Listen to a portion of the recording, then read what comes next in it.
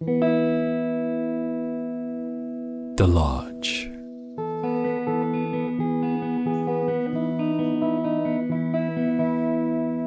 The podcast from the Grand Lodge of British Freemasonry in Germany. Welcome to the Lodge.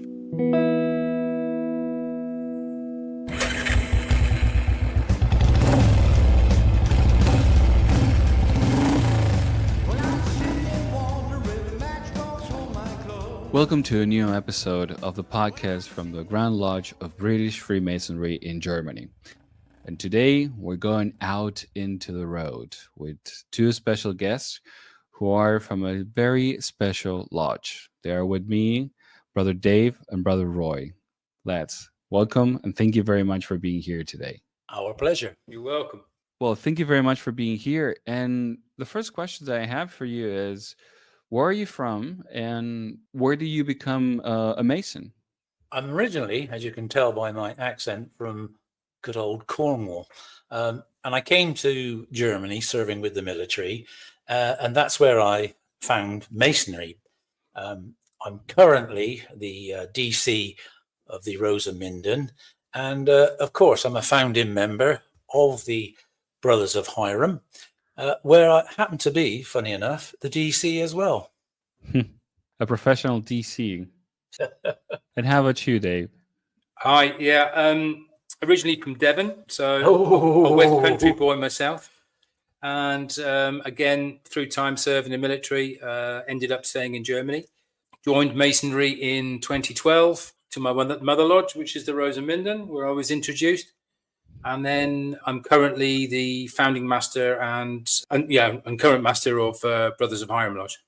Yeah, well, congratulations for your first year of existence as Brothers of Hiram, because it's been a year and a day of this day of recording on the 15th of July, 2023. So congratulations. How has been this first year for you?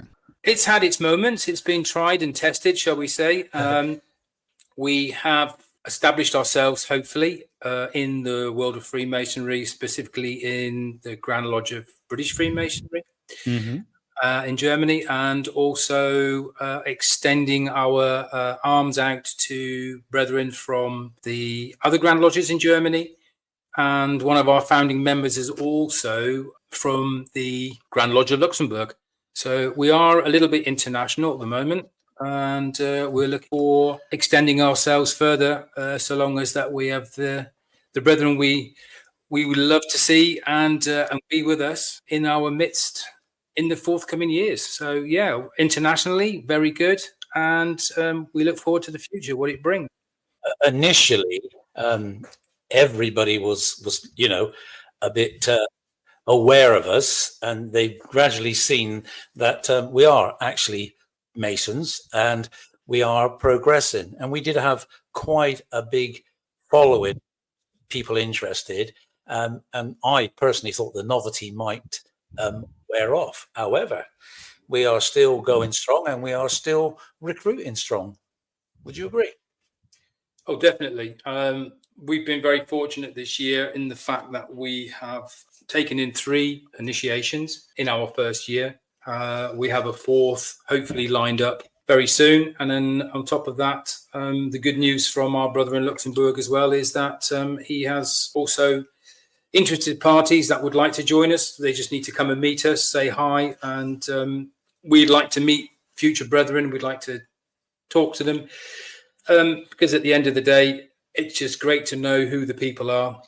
Yeah, because we do an annual trip to more a pilgrimage to Arnhem, where we meet with the Special Forces riders and we visit the local graves. A very interesting story, one for later maybe.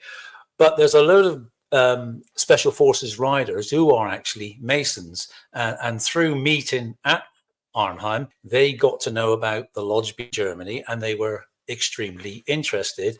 So the word of the Lodge has spread to the remotest parts of England as well. That is amazing. And And we'll definitely check on that story later. Believe that. But what you're saying, Dave, that you're happy that the novelty hasn't wore off, and you're always taking a chance when you're starting something new, right? And there's always a level of uncertainty in the first steps that you take. But I'm very happy that things are working out. I think that it would be very interesting for the audience to know what a traveling lodge is exactly. Well, we first formed as a motorcycle and travelling lodge purely because we are a lodge that was consecrated in Hereford on the 15th of July, as you mentioned, in 2023. But we have, in theory, no fixed abode. We are a travelling lodge in the manner that part of our ethos is to travel the length and breadth of Germany where it's possible, to work in lodges where we're invited to work, either in the north, the south, the east, or the west of Germany. So far, we've managed to extend ourselves as far as Cologne or Köln, and basically we've worked from the west to that side. To the north will be Nienburg in November this year, working in another AFAM lodge. And otherwise, we've been in Zoast, working in Beaver Lodge, again in Hereford, where we have had much support by our mother lodge, Rosenminden, from the brethren there, where on occasions. And also from Munster, where we've been supported by Kurt Tucholsky Lodge, who's also the first German-speaking lodge in the Grand Lodge of British Freemasonry Germany.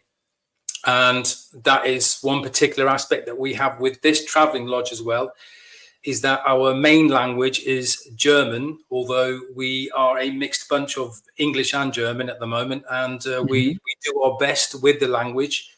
And those that can't, we basically don't deter them from us, but we try to make it a German-speaking lodge. And if you can't, then we are as we are, brethren, and we help you as best we possibly can. So, if I could just jump in with my DC head on, which is my job, let's face it. Although we are a German-speaking lodge, our ritual is conducted as English ritual, i.e. from the Big Blue Book. And we follow almost exactly the same ritual as the Rosenminden from the emulation Big Blue Book. The only slight differences there is we have a few special things that we do in our lodge, in addition to the, for instance, the Rosenminden, because we are a motorcycle lodge. That includes our dress, and the way we do certain things in the ritual is slightly well, I wouldn't say different. unique to us. Unique is the word I was looking for. Thank you. It is unique to us. One could imagine, given the fact that the travel lodge is so different, it's so particular as well. So, how does it work on the schedule when you have to work it out through the year? Do you have already a year-long schedule that you plan ahead, or you just go month by month? Because getting all the brethren together and having to travel, I guess that requires a bit of planning that usually the rest of the lodges don't usually have to think about. Yeah, you're right. I tend to plan the dates a year in advance. We meet regularly 4 times a year, and we meet once a year as a field lodge in theory. And the idea being that eventually, once we get enough members behind us, we will look at having a field lodge, I say in a field, but something in that nature where we can physically set up and make the temple look completely different within the rules of what we're allowed to do, but using motorcycle things where we maybe the pedestals will be changed for a motorbike or something of that nature, just to try and emphasize what we are.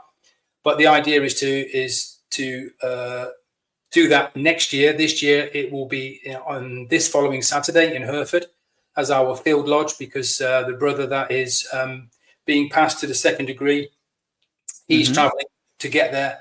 The other guys that are turning up are traveling to get to us. So we needed this year round at least a residents what we could use, or we know that we could actually manage to get our ritual done. So we meet 4 times a year in theory, 5 times with the field lodge.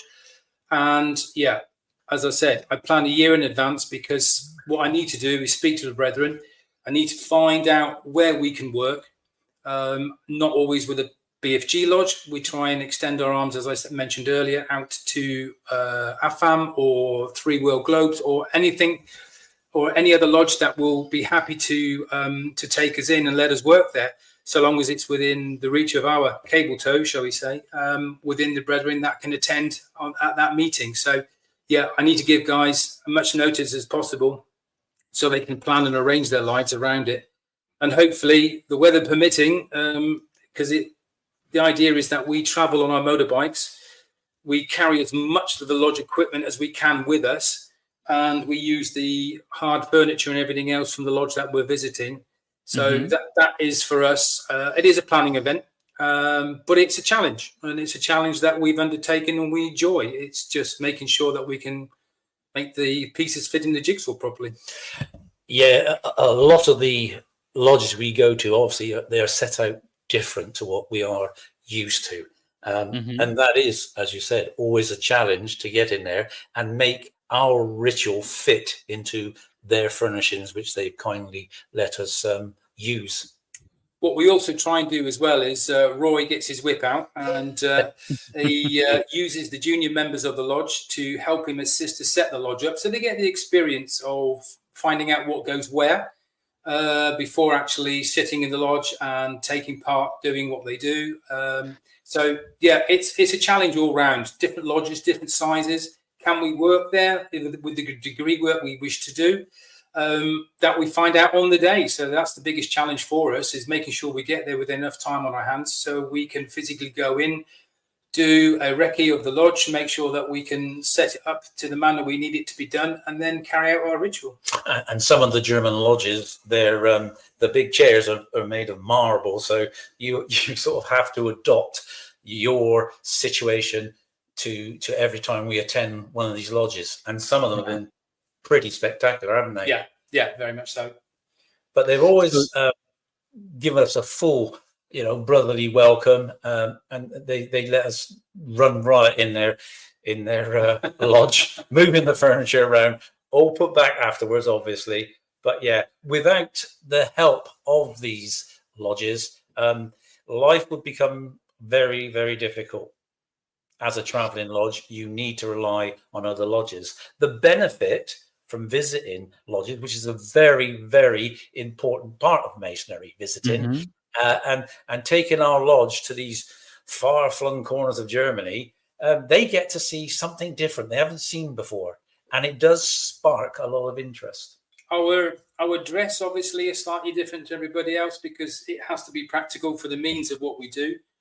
So our bylaws state that we do wear a leather vest, we do wear motorcycle equipment that is suitable for riding and for being in the lodge, so that when we do travel on our motorcycles, we're not expecting everyone to bring a suitcase of clothing with them. And it pertains purely to how we are and how we move. And as I said before, we carry as much of the kit as we can with us to set up our own stuff in the lodges, and then just use the hard furniture there. So yeah, it is a major challenge, but it is an interesting challenge, and it's also good fun as well when the guys are all together on their bikes, because there is that camaraderie of not just Freemasonry but motorcycling. Everyone has a story of something that's happened the day before or the day after, and obviously if the weather's bad, then riding in the rain sometimes or anything of that nature is it just adds to the whole ambience of being a motorcycle traveling lodge. Depending on where we go, it also depends on our board as well. If the lodge is a suitable board, we can have it there. But on occasions, we finish our meeting, pack up, and then we'll ride to a suitable restaurant, a biker's restaurant, of course, and it just finishes off the day. Everybody's had a good ride, a good time. It's a unique way of doing masonry, a very nice way. And to be honest with you, it combines 2 of my 3 big loves. One being motorcycling, one being masonry, and the third, of course, is It's my me. good. Yeah. I won't tell my wife that. It's obviously my good lady. At least Yeah. I did. Well, also, like as you said, visiting another lodge is very important. It's quintessential for every Mason. And Yeah. also understanding that no lodge is an island, and the way you do things in one lodge might be, it's going to be actually very different from the way of other lodge does it. And going to visit and learning from lodges and stretching the tides with other lodges, with other brethren who are different. It's like visiting another country sometimes. It's very, very important. And this also exercises some of the core values that we have, like tolerance, for example. You have to tolerate the fact that things are a bit different, and you have to adapt and you have to adjust. Do you spend time, do you spend the night over, for example, in a hostel or a hotel or a cabin in the woods, for example, when you're traveling? Or do you do it on the same day if the ride allows it, if the distance to this lodge allows it? Yeah, that's a very good point. We intend, I will say, intend to overnight. There have been occasions where some of the brethren have overnighted because of the distance that they have travelled.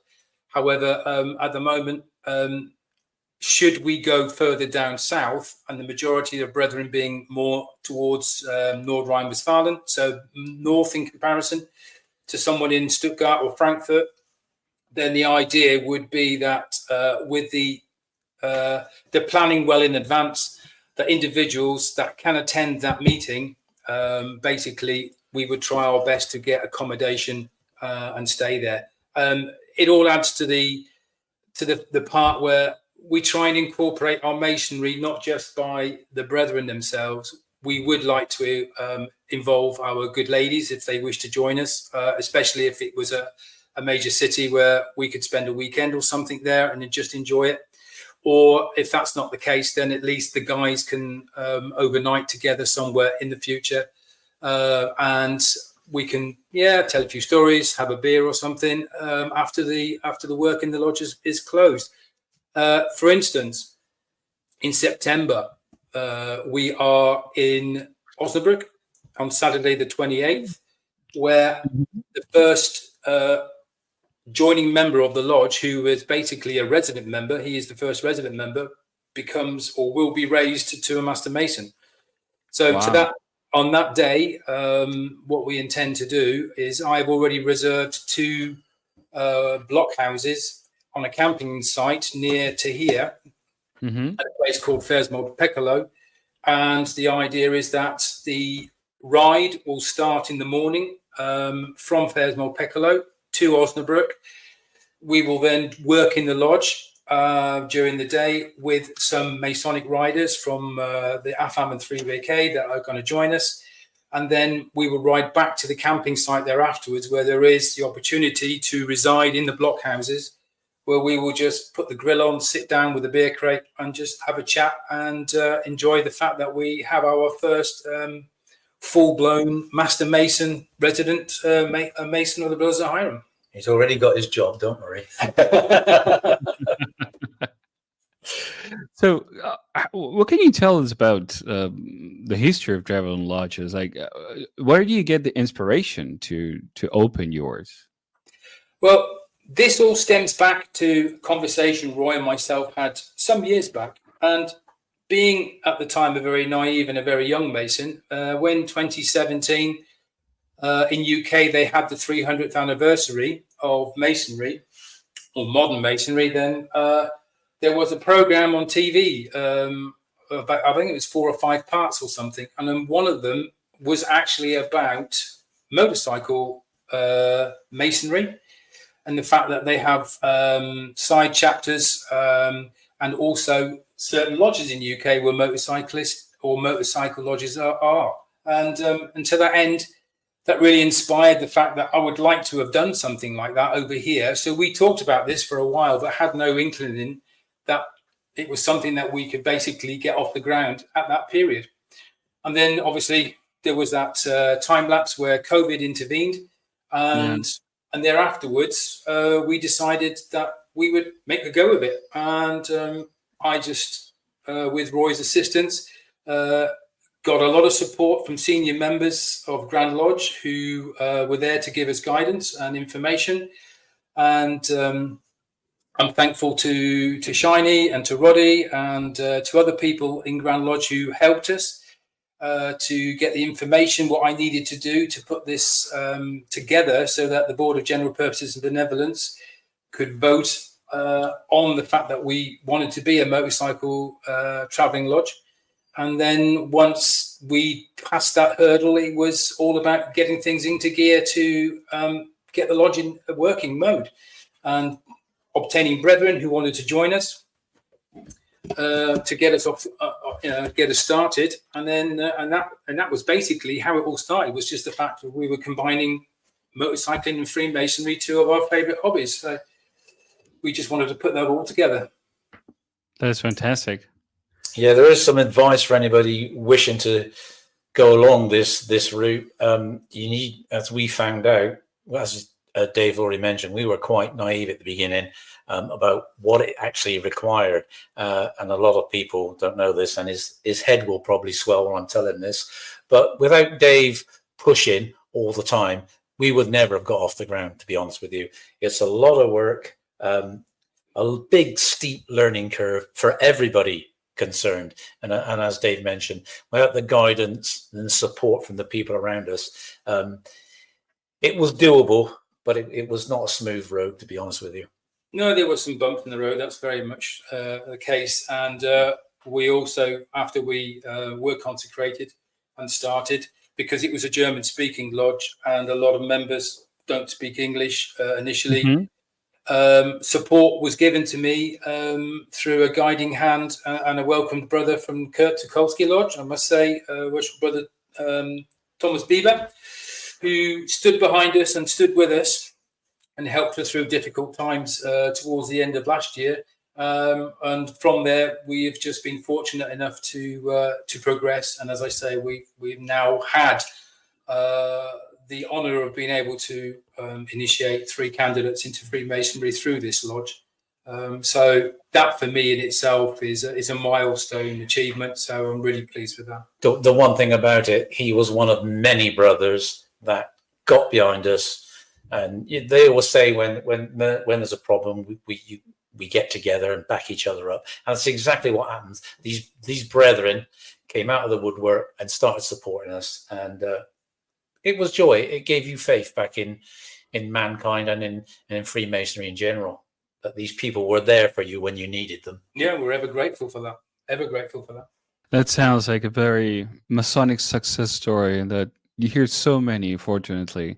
But it's true, this camaraderie that you find in Freemasonry is something else. So your lodge, your travel lodge, has been, if I'm not mistaken, 3 years in the making, more or less, or did I get that right? Well, let's just say the engine was started in January of 2023, and then we just went through the gears right up until we were consecrated in July. And so it was a bit of a whirlwind success in some aspects, you could say. But obviously then we hit the headwind and we've come out of it. So, yeah, ups and downs and bumpy roads, to coin a phrase. But, yeah. But the good thing about it is we now are genuinely paying back all those people who supported us by supporting them, which is great because, again, it's spreading the word of brotherly love and getting around to see these guys. And when they say we got this going on, could you? Yeah, we're there. And we have supported many people in retrospect. Yeah, that's very much so. And again, this weekend from Missing Brethren, we are being supported again by brethren from the Rose of Minden, who are there to back us up once more where we're missing officers in our offices. So, yeah, hands together. Thank you very much indeed for these people that are there to assist us. Nobody wants to see anything fail, really. And I'm really, really so honoured and humbly honoured that these people are there to support us. You should be proud. You should be proud, honestly. Hey there, Manuel here. We hope that you are enjoying our podcast as much as we do. So remember, you can find new episodes visiting our website, gl-bfg.org. Welcome to the lodge. Something that is worth mentioning, and I'm not sure if you're the first biker traveling lodge, but you're definitely the first one in Germany. That's quite an accomplishment, isn't it? Yeah, it was always our goal for a few years back now to do this. I had no idea at the time that we would be maybe the only one in Germany currently, or even to date.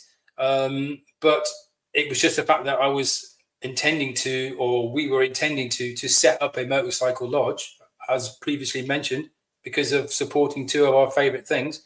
And to that end, it seems to be that we are the only one. If I'm mistaken, then please correct me, but I think we are. Yeah, it's pretty. It feels pretty special to be the only one, the unique, in the position of being the first. Is also very nice feeling. Gives you a warm, fuzzy feeling. Maybe in the future there will be more. The way I see it as well is it was the ambition of wanting to get this thing going. Whether it was the first, the 31st, it didn't really matter to me. It was just the fact is a motorcycle lodge was the intention that we had, and obviously to make it work within Grand Lodge BFG, and obviously, as previously mentioned again, widening our wings out to anyone who wants to join us, who are compatible to join us, so long as you have a valid motorcycle license or even an A2 license over here. And we don't want to discriminate between the size of motorcycles or the types of motorcycles. We just want to ensure that the brethren are able to ride and ride within the statutes of the law, but also to keep together as a group when we do ride together, and ride carefully and ride safely. Are you saying that size doesn't matter? Well, it sounds like traveling with you, brethren. It's a hood and a half. So It's the old banter, and I can actually categorically state that 3 of our members would not be in Masonry if it wasn't for the fact that there is a motorcycle traveling lodge. Definitely. how is that? I'll give you one quick story. One of the guys who we ride to Arnhem every year, regularly, we've done about 8 years now. He found out that the guys down there were Masons, and it sparked his interest. And then over a couple of years, I think he said 10 years it took me to 10 years to say to him, hey, yeah. And eventually he said, could I join? And I said, yes, by all means. And now this is the guy who's getting going for the passing on Saturday. So yeah, and there's 3 guys like that who would not be Masons if it wasn't for the fact that Dave started this motorcycle lodge. That is fantastic, brethren. And with that, I want to thank you very much for being with us today. I wish you all the best. And again, Dave and Roy, Brothers of Hiram, I hope that you come and visit us in Berlin. And I'm looking forward to hearing more stories about your traveling lodge. You're more than welcome, and there will be a visit sometime in the near future. We'll definitely make sure we do it. Ride safe. Cheers. The Lodge.